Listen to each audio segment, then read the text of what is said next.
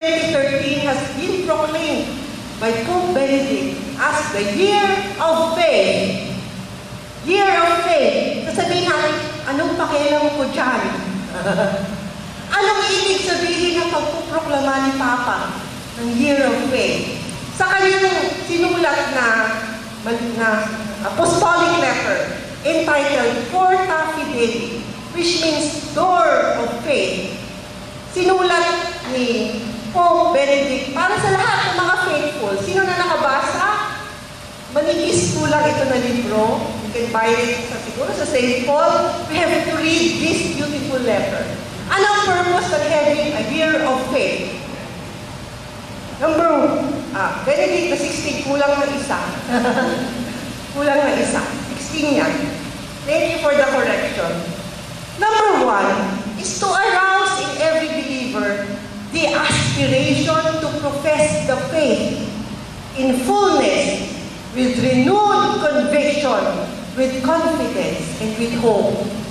Yan ang dapat magkaroon tayo within this year. To profess our faith with renewed conviction, confidence, and hope. Second, to intensify the celebration of faith in the liturgy, especially in the Eucharist. And third, yes, next slide, that believers' witness of life may grow in credibility. Siguro ito pinaka-importante sa lahat, na yung ating faith ay maging credible witness tayo ng presensya ng Panginoon sa atin. Amen? In short, the Year of Faith proposes that we develop a faith that is, next slide please, a faith that is professed, celebrated, lived, prayed, and reflected on. Ibig sabihin yung faith, kakambal natin kahit saan tayo magpunta. Hindi pwedeng may faith lang tayo pag nagsisimba, paglabas, wala na. Kasama natin siya araw-araw. So, next slide. How do we increase in faith? Yan naman ang parating tanong. Sabihin natin, naniniwala naman ako Sister Baby. Nananampalataya naman ako, bakit hindi sinasagot ang aking mga panalangin? May kulang pa ba sa aking faith? Ano ba yung 2 areas of faith? There are 2 aspects of faith. Unang-una, the content. Ano ibig sabihin ng content? Yun yung mga pinaniniwalaan natin. Sabi mo, nananampalataya ako. Ano ba ang pinaniniwalaan mo? Ay, hindi ko alam. The content of our faith. That to which we give assent. Para bang halimbawa pumunta kayo sa office ng Globe.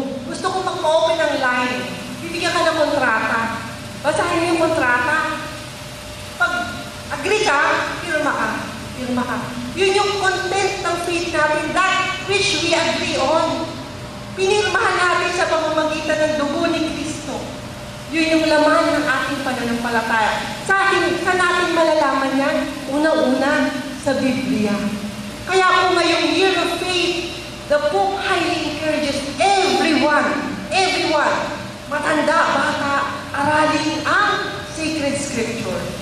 Pangalawa, nakikita natin yan sa Catechism of the Catholic Church. Sino na nakabasa ng Catechism of the Catholic Church? Parang wala. Ako, portion lang, kasi mahaba. Mahaba siya. Pero ngayong Year of Faith, the Pope, I think, gives a plenary indulgence to all Catholics who will read the Catechism of the Catholic Church within the year. May plenary indulgence daw yan. Ano ba itong catechism na to? It is a wealth of teaching. The Church has received and safeguarded for over 2,000 years of history. Asan galing ang ating catechism? Sa Scripture, sa Fathers of the Church, sa Theological Masters, and to saints across the centuries. Ganun po kayaman ang catechism ng ating simbahan. Amen? And this Year of Faith, we are encouraged to read the Catechism. Ano yung second aspect of faith? Una, content. Pangalawa, yung act. The act of faith. Ano naman itong act of faith? That by which we choose to entrust ourselves fully to God in complete freedom. Ito na po yung ating pagbubukas ng puso sa grasya ng Panginoon. Dalawang bagay, brothers and sisters, the content and the act. Pag kulang ang isa, kulang ang faith. Kung kulang ka sa content, puro act, madali kang maligaw. Kapag may ibang pagtuturo, naniniwala ka kaagad, naliligaw ka. Pero kung puro ka content, wala yung act of faith, ang galing-galing mo, tali-talino mo. Pero, wala ang grasya ng Diyos sa puso. So the content and the act should always be in unity. One, without the other, kulang. So that is how we increase our faith. So, ano po yung responsibility natin bilang believers, bilang people with faith? Unang-una is public testimony and commitment. Public testimony. Faith, brothers and sisters, is never personal. Minsan yung faith ko personal yan is between me and God. That is not true. Faith is always in unity with the community. Hindi ka pwedeng magka-faith nang wala ang community. Dapat sama-sama ang lahat. Amen?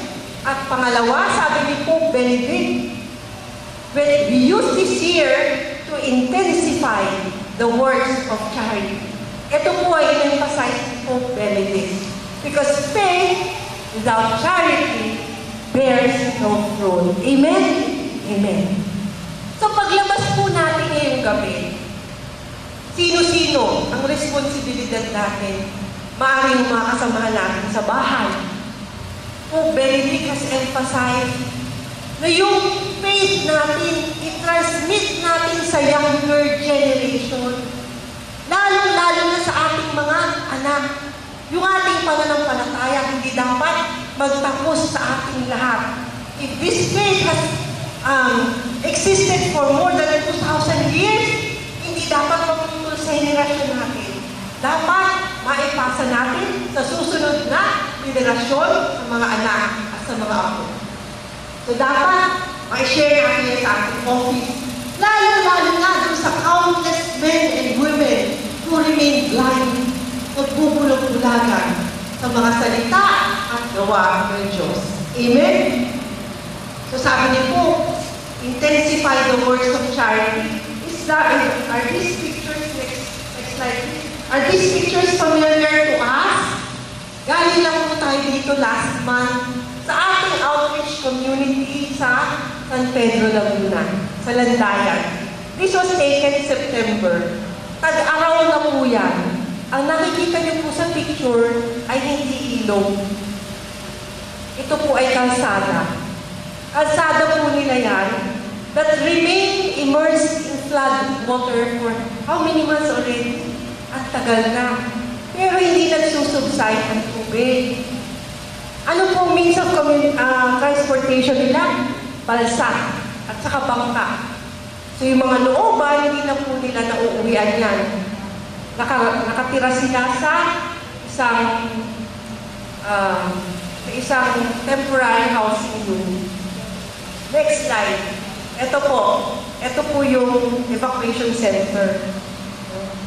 So bukas po, brothers and sisters, the good news is that the Oasis of Love community, kasi community po natin yan, outreach po natin yan. The Oasis of Love community, parati po in constant communication with these people. So bukas po, babalik po tayo ulit sa kanila. Ano po ibibigay natin sa kanila? Una-una, bibigay natin ang salita ng Diyos. Pangalawa, we will pray with them. We will sing with them. We will praise the Lord with them. At pangatlo, siyempre, meron tayong konting pabaon. Para naman meron silang konting ulam sa gabi, may konting makain. Amen? Amen. So, ito po words Pope Benedict. The invitation is directed to each of us that none of us should grow lazy in the faith. Harinawa, walang tamarin sa pananampalataya. May tinatamad na po ba sa pananampalataya? Wala sumasagot. None of us should grow lazy in the faith. It is a lifelong companion that makes it possible to perceive ever anew the marvels that God works for us.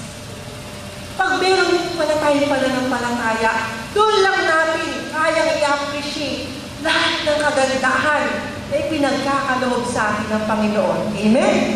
And then at last, what the world needs today is credible witness of people enlightened in mind and heart with the word of the Lord. Ang oasis of love, walang problema dito. Mayaman tayo sa salita ng Diyos. Amen? Isa na lang ang challenge. For us to be credible witnesses. Credible witnesses. Sa buhay natin, ang turo sa atin ng Panginoon. Kapag nais sa buhay natin ang salita ng Panginoon, then we are capable of opening the hearts and minds of many to the desire for God and for true life. Amen. And lastly, in faith, brothers and sisters, we see the wonder of God. In faith, we experience His love. And in faith, we participate in God's plan of salvation. Amen. Maraming salamat.